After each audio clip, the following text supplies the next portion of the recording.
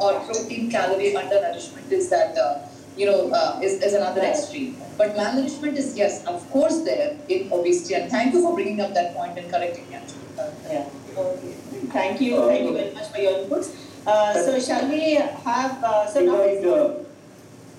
can we invite Dr. Kavita to talk on food technology as a specialization? Right. I would like to make few comments here. First and foremost, we have to lay emphasis more for the adolescent girls. Incidence of anemia is very high among the adolescent girls. It is more than the range is from in our country it is from 40 to 98%, and in Hyderabad we find it is around 80%, between 80 and 90 in most of the schools. Yeah. Though we have many programs which have come up in social welfare schools and all, they have improved the nutrition, they are providing good food, but there is lack of awareness about the nutritious diet what they have to take. So the government is doing many things, but the main problem here what we have seen is they are not aware. Though they have been provided good food in the hostel, in the breakfast they are giving them eggs, they are giving them lunch with non-vegetarian food thrice a week or 4 times a week, and then the evening they are giving them good snacks which are rich with sprouts and groundnuts and nuts and oil seeds. And then night they are giving a good meal. But all the students, they are skipping their breakfast, they are skipping their meat snack in the school. What an eye opener this is. They are being given, but they are skipping their meals. Yes, they are skipping their meals. So basically in the morning, because they have to rush to school, so they are not able to cope up with the time, so they are skipping in the morning. And then when it comes in the evening, they are not eating, because I don't know what they are not aware that they are supposed to eat. So this is more common in the social welfare hospitals, where the diet is very good. We were doing a study on anemia in the social welfare hospital. The time when we started the study, the nutrition was not good. But later on, towards the end of the study, we found that the government was taking a lot of interest for the girls, and they started providing them egg every day, and then they were giving 4 times in a week non-vegetarian food, either in the lunch or in the dinner, and in the evening they were giving very good snacks like sprouts and chickies, laddus, all energy-rich foods were being given to them. But all of them were avoiding all these things. So the emphasis here is we need to impart education to the children. That is one thing. And second thing with the adolescent is the prime age group where we need to focus on. Why? Because they are the future generations of our country, and they are also the future mothers. So if we educate the adolescents, then we are doing a double job. I mean, tomorrow they will be the mothers, so they can educate their own children also. And another thing what we found that peer education is very important. Yes. So if we spread the word by mouth through their peers, they will listen more. Earlier it was teacher-centric and all. But now teacher-centric, it is not working. It is peer education is very important. So if we ask them to educate their own peers, I think that will help us more. I think we need to design some very good programs for peer learning, peer exchange of ideas, and I think this is a very good point. Maybe Anjana, I think you can also just take notes on this, because eventually, if we want to address all these things, then we need to have a multi-pronged strategy. Now you pinpointed such an eye-opener it is. The food is being made available, and the children are not eating. So it's like I was told in China many years ago that they don't ever use toothbrush or toothpaste, not because they couldn't afford in the slums. They had LCD TVs, but their choices were that their dental hygiene was so bad that even in the mid-30s they were losing all their teeth. That's because of bad hygiene. But they're buying television. So a lot of things on choices and how it can be shaped. So thank you very much for your inputs. So, Karuna, the key takeaway here is the peer influence. But that is going to be the peer, I've made a note of that. Yeah, absolutely. So, and one more thing I would like to stress upon is we are saying traditional foods are not available. No, all traditional foods are available at all the prices what is there. Even the street vendor is selling you idli dosa, and all the other joints are also selling. It's only the right choice where we have to make. Okay, which we so are not traditional making. food. Fine, traditional food also is available. It's just that we are not picking up that food. Yes, yes. Okay, so yeah, that's also point. Yeah, thank you. Dr. Amaresh would like to say something? Yeah, while we did touch upon obesity as one of the fallouts of the bad food choices we have made, we tend to ignore that India is now the diabetic capital of the world, it is the obesity capital of the world, and it is the cardiovascular capital of the world. Was it this way? Are we unique as a civilization? Well, if you look at societies, it all starts that initially you will have diseases of famine, then the pandemics, and then these disorders, man-made disorders come up, and then cardiovascular disease peaks up, and then finally you have the degenerative disorders coming up. So we are in a stage, unique stage where we are having, as you mentioned earlier, that we have some infectious diseases as well, but our major burden is cardiovascular. We have made that crossover in the year 2000 itself. 2 decades we have made that crossover. It's time for us to design for the present as well as for the future. Cardiovascular disease is a huge risk. Over the past half a century, our incidence has grown tenfold. Our incidence of diabetes has grown tenfold. Our incidence, 40% of people are obese.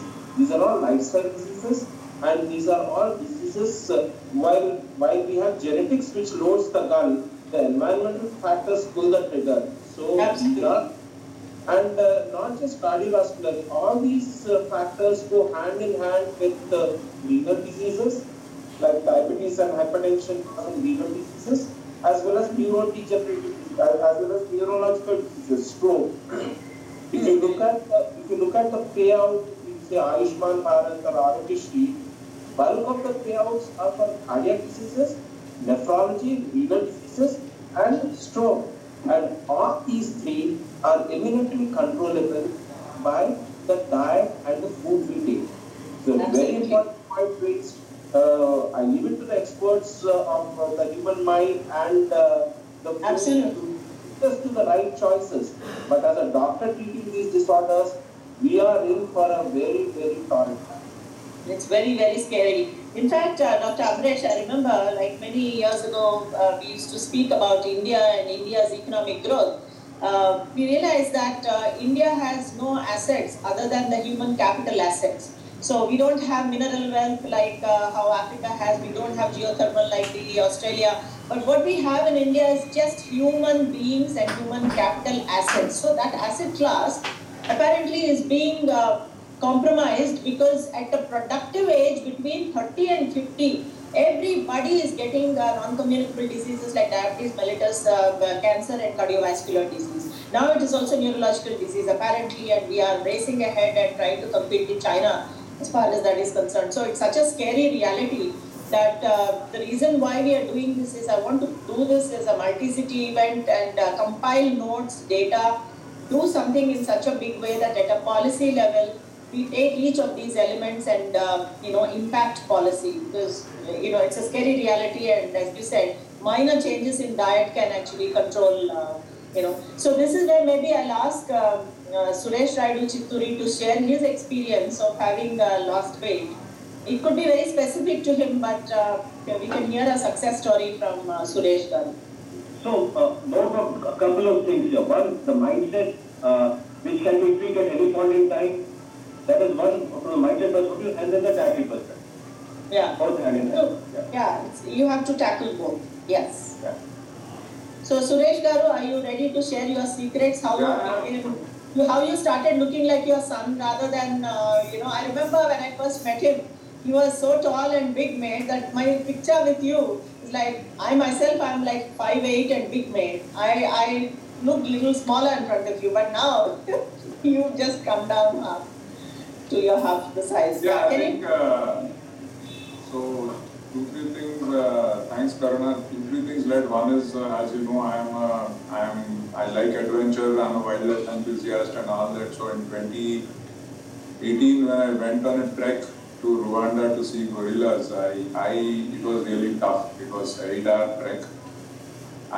The only reason I tell you I walked back because I don't think anybody could have carried me at that point, at 110 kilos. So I had no option of being carried. So I said, I have to get through this. So I said, this can't go on. I hadn't hit 50 yet. I said, and I want to lead, best. I said, this can't go on. Second is my, I think 2018 I was on ETV talking about, about eggs and why they are good. And a friend of mine said, you look like in Hindi he said like a sand, you're occupied the entire screen and you're telling us eggs are good for health. So I said, okay, this is a moment of something I have to work on. And then I think about 3 years back, exactly 15, my son said, Dad, not acceptable, you're looking like this. You have to do something. So I started fasting, that was the first step I did. And then I actually started reading a lot. First is history of nutritional advice. Why did nutrition advice? Where did it come from? Where did it start? It's because lockdown had a lot of time, and I have this target of reading 50 books a year. So I said, why not read about what is nutrition, what affects us, and all that. And then over time with that, as I said, one thing we got present is the nutrition advice from the USFDA or wherever you're looking at is like they are asking us to eat 50% carbs. Our calories should come from carbs, right? Which is where we got screwed up, first point. And second is they scared the hell out of us about cholesterol, saturated fat and all that, right? And if you see that advice came somewhere in mid-80s, and if you see from then on is when the global obesity, diabetes and all that really took off. So I kind of went back to that old school thing, right? Because Karnataka, if you see 100 years back, what was UK eating? How much sugar was UK eating? Not more than 2-3 kilos per capita per year. Today they are close to 40, right? UK, except all the developed countries, we talk about US, UK, Germany, all of them close to 40 kgs of sugar per capita per annum. And then somewhere they blame something else, saturated fat or something like that for that, right? So I kind of went back to that, everything is fried in ghee. And of course, I try to avoid omega-6 oils, as somebody was pointing out. Those, I try to go back to Ganugununi. I don't like saying cold pressed. Cold press, and at least 6 times price tag is manchi. So yeah. I keep tell people go back to Ganugununi. And then, as I said, back to butter and all that, having a great time with it. My triglycerides were 250 plus 3 years back. Last 18 months, I'm 170. No matter what, my HDL never went beyond 22, 24. It's about 60 now. I mean, when I exercise continuously, it goes above 80. But then it's also been a little lazy now. Cycling, I started enjoying cycling. I like to listen to books, so I put that on, go for 6 hours, 7 hours ride, and finish a book or something. So main is, I think, while I've added fasting to the diet, 2 is controlling carbs. I'm not saying I've given up completely. That's not again my idea. I don't want to give up enjoying my biryani or whatever, or papchar or whatever, or pachadanam and all that, but it's far and it's maybe 1 day or 2 days in a week. But mostly it is fat, carbs, protein, and maybe the nutritionist here would probably not be happy. I know, so I was, thank you for sharing. I was going to go to the nutritionist we have, Sudha Nyapati.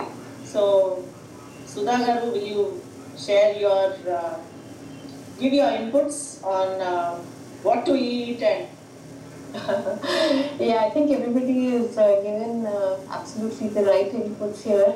I would agree with everybody, and then I would also stress on what Dr. Kavita and Dr. Anjana talked about. Traditional foods have been forgotten and they have been shamed. So we need to educate. Yeah. So the parents have to be, they need to educate the children, and children need to, like how we listen to our grandmothers, and we kind of took it for granted. It was a given. that these traditional foods were a part of our life. But then these are being shared, and too much of this corporate culture is getting into their lifestyle, and then it's easy to make, and then on the go, everything is on the go. They don't have the patience to wait. It's everything has to be at the click of the mouse, what do you say? Yeah, so that needs to change. That needs to change. A lot of patience.